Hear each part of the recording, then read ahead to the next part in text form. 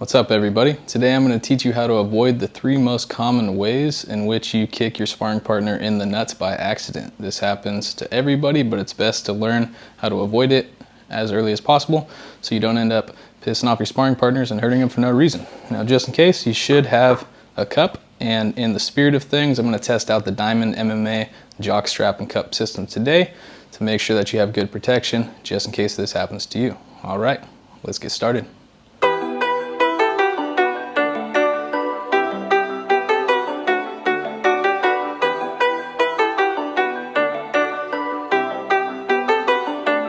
In my experience, the 3 most common dumb ways that you hit your partner in the nuts are with a mistimed teep, a poorly aimed inside low kick, and a poorly timed knee in the clinch. We're going to talk about the teep first. Usually when this happens is as the person is rushing in, trying to clear distance, you want to keep them away. We all know that as they come in, keeping them away with that teep, either to the hip, bladder, belly region, that's all a good idea. But some people have a habit of bringing this leg up fairly extended, and if you miss time, then you end up ringing some bells. So what I would recommend, until you get expert timing and expert distance management with your teep, as you bring that leg up, start with a nice tight chamber with the bottom of your foot facing the opponent, so that way I am nice and compact. I don't accidentally ring any bells on the way up, and no matter how close they get to me, I've still got something in between us to shove them back with, right? So to start with, nice and tight on the lift and extend outward there, versus bringing the leg up extended and hitting balls on the way in, right? Oh, no good. So she's gonna do it this time nice and compact. Even if I get close, she'll have that in between us to keep me away. Yeah, much better. The second, unfortunately common way that you take a nut shot in sparring is the result of a poorly distanced clinch knee. I often see this upon approach, but it also happens once you've already locked horns. Now, when we are clinched up, you want to be square and you want to be close, and the idea here is that it doesn't allow them enough room to get that big spear knee into your torso. Now, first off, some dumbasses don't know that, and they'll just go for it, and they're going to hit your balls on the way up. Terrible idea. You should slap them if they do that. Now, even if a person is experienced, this will often still happen upon approach, because sometimes you end up a little bit closer than you expect, and if you throw the knee straight away, you often ring bells on the way up, which does not feel good.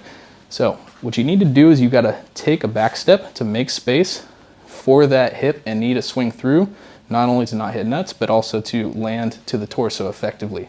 Now, if we are squared up, it looks something like this. Back step, spring off the ground.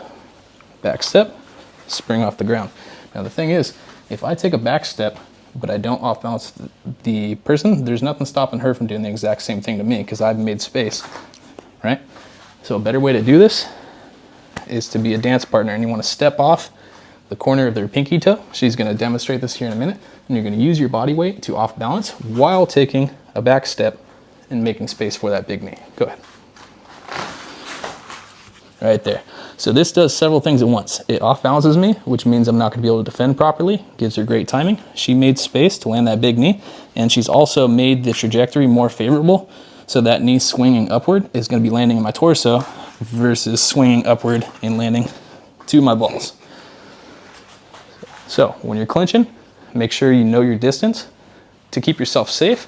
Yeah, staying close is a good idea, but when it comes time to throw that big knee, off balance, make room to spear it in. All right, the third way I see people get hit in the nuts, and this is by far the most common of the 3, is an inside leg kick from an open stance. Now what I mean is one person is southpaw. In this case, she would have her right foot forward. The other person is orthodox. Now, from this open stance fight, you're generally going to be fighting a little further away than you would if it was a closed stance. And a lot of people are used to throwing kicks off that rear leg, so they naturally want to throw that inside leg kick. There's a problem though, and that's they often suck at doing it. Now, what happens when you throw your kick, you can swing it with an upward arc, you can come up and then chop down. There's different things you can do. But not only is the inside leg kick the most likely way to break your shin, landing into a shin block, it's the most likely way to accidentally hit him in the nuts. You'll see this all the time. So if you are throwing the inside leg kick you got to make sure your targeting is correct, and it helps to be off at an angle. So if we are here and we're lined up, if I just swing that leg through, it's very easy for a kick to the thigh to accidentally be a kick to the groin. There's a very small margin of error. Now, it's also very easy for her to just turn her knee in slightly and check a kick when it's arcing upward, which is how most of those shin breaks happen. You gotta watch out for that. If you're gonna be throwing inside leg kicks, it's okay to throw them softly as a distraction and whatnot, but if you're really trying to do some damage, you gotta take an ideal angle. So if I want to strike with this upward trajectory, I wanna be slightly to the inside, and I'm gonna think about catching the inside of this thigh and sending it up and out, which works great to off balance them and follow up. So rather than staying right here, swinging in the nuts, I'm gonna do something. That way you can offset the stance. Now, if you're the type that likes to go up and over, it's kind of awkward facing this angle, but it works out great if you can take this outside position and chop down on top of the thigh right there. So, inside leg kick, open stance. We're here, we're touching. She's just gonna swing and blast it. Hopefully she hits my thigh. Oh, look what happened. That's how it goes, right? It happens all the time. So if you are here and you're fighting, and if you want to kick your partner in the nuts, that's one thing. But assuming you're trying to actually land the leg kick, take an angle, chop down, or take an angle, chop up. But make sure you're not running into the knee, because we're not trying to break our leg, and make sure you're not running into the nuts, because we're not trying to be an asshole. All right, it's the time you've been waiting for. Got to see if this Diamond MMA cup does its job properly. So in the spirit of things, she's gonna hit me in the nuts with random things, and we'll see how it goes. I'm gonna even go a little eyes closed here so I can't accidentally brace myself. So let's get started. First off, the field goal.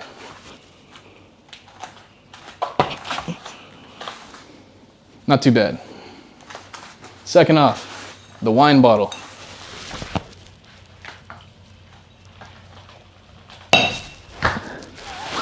Terrifying sound, but no pain. Round 3, channel locks. Scary, but not painful. Round 4, the psycho.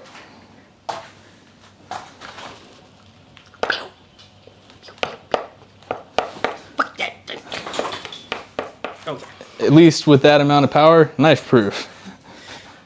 Round 5, the people's elbow.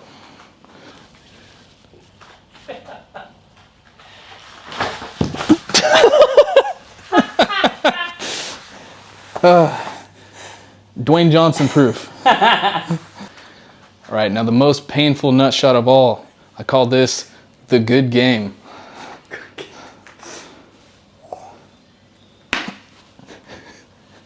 All right, we're in the clear. All right, y'all, I want to talk to you a little bit more about the Diamond MMA cup system. Now, I've told you this before, I'm going to tell you again. If I pitch any sort of product to you, it's because I've tested it, and it's something that I believe in, and it's something that I think will benefit you. I'm not gonna try to sell you anything you don't need. Now, I was a baseball player before I got into martial arts. I spent over 10 years with a new jock strap and a new cup every season, and they were uncomfortable as hell.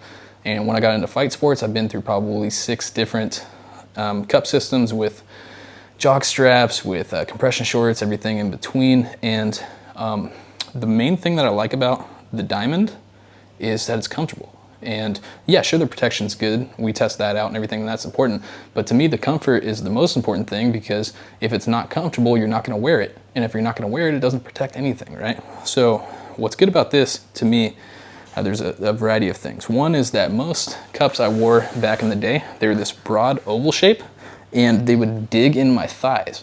Now, I don't know if it's just because of the shape of my pelvis or what, but it used to drive me nuts because it would dig in my thighs, it'd be uncomfortable. I feel like I'd have to walk and move around with a wide stance, which felt awkward. And because it was digging into my thighs, it didn't hug downward the way it's supposed to and keep everything secure. Now, this one is a little longer and narrower, and it's got these sweet little notch out grooves which line up with my groin and the connective tissue there perfectly, so I can lock everything in place and I can still have this nice narrow pinch in my thighs without it being uncomfortable. And honestly, you don't really feel like much is there to begin with. Plus, it's nice and sturdy and hard where it needs to be, and then it's soft at the point that it makes contact with your body, so it's very comfortable. Now, part of the comfort is the jockstrap system. I haven't tried the compression shorts, but the jockstrap system is cool. It's got a nice waistband, good strong elasticity, and it's got 4 elastic bands that wrap around your thighs and help keep everything in place. In my experience, this is a good way to go. I've had cups that were not very tight on your body, and those never fit right. And then I've had some that fit well to your body, but you need to strap them down and you need to tighten them down into place, which is great until it becomes loose mid-match, and then all of a sudden everything's shifting and then you lose all that comfort. So these hold in place quite well. And what's another great thing about not having to adjust, and it's something that just stretches and clamps down on your body, is you can put it on in a hurry, right? So I don't know if this happens to you guys, maybe it's just Murphy's Law, but when I go to any sort of martial arts tournament, it's almost always running off schedule. And at some point I need to rush to get ready. And often I'm not wearing my cup ahead of time, right? Now this, yeah, you could call it poor planning, but perfect example is the recent World Championships I went to. I had about an hour to get dressed and to warm up until they tell me, no, you don't, just kidding. We switched the brackets, you're up right now. So not only did I have to put a gi on, which is already a pain in the butt, I had to strip down completely and throw my cup on before I could relayer everything else. And the fact that the cup fits right away and the elastic bands pinch down right away, no adjustment, it saved my butt, right? You can just put it on quick, it fits right, it's comfortable, and it's gonna keep you protected. It's definitely not a bad way to go. So if you don't have a favorite cup system already, give this one a shot. Now you can order these, I'm sure you can find them on Amazon. I think the best way to go is to order direct. If you like, I've got a code down in the bottom description of the video, which will take you to Diamond MMA. You can check out their stuff.